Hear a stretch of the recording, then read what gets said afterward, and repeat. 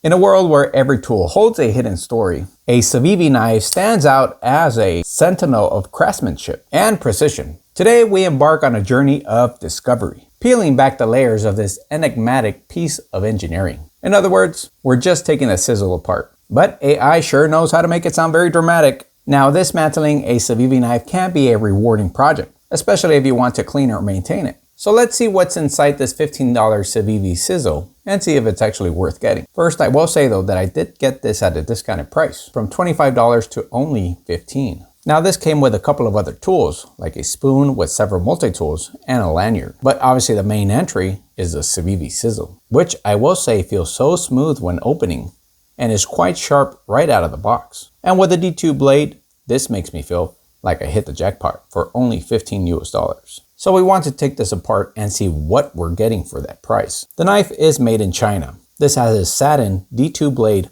which I will say looks gorgeous if you ask me. Now this also includes a liner lock, black G10 handle, and a reversible clip. This opens by using the flipper tab. Now the entire knife measures 6 3/4 inches, with the blade measuring almost 3 inches. So it's not too small, but it isn't too big.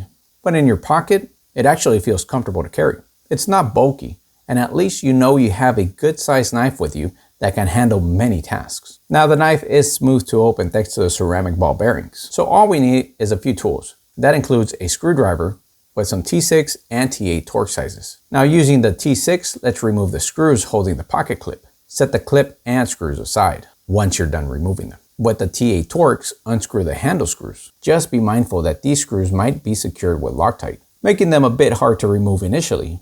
But once you break them loose, you'll be able to remove them easier in the future. Once the screws are removed, gently separate the scales. In this case, I'm only removing one of the scales to be able to see what's inside. Now that we've removed one of the scales, we're able to separate the liner. Just be careful when separating them, as you don't want to lose any pieces. Here you can see the liner lock. Now we get to the good part.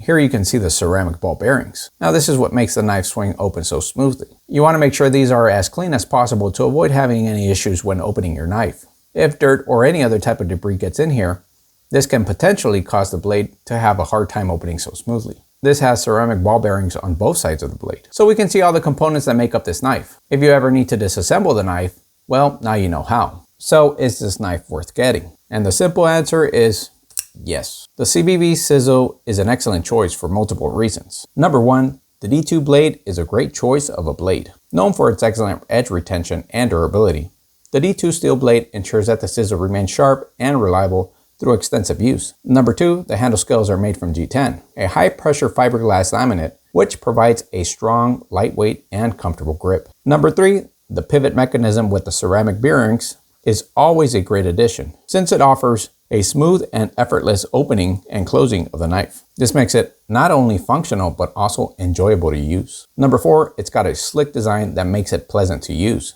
It's not too big nor too small. It's great for major tasks while being comfortable enough to not be a bother in your pocket. And finally, it's affordable. Despite having a higher quality blade and materials in general, for the price, it's a bargain.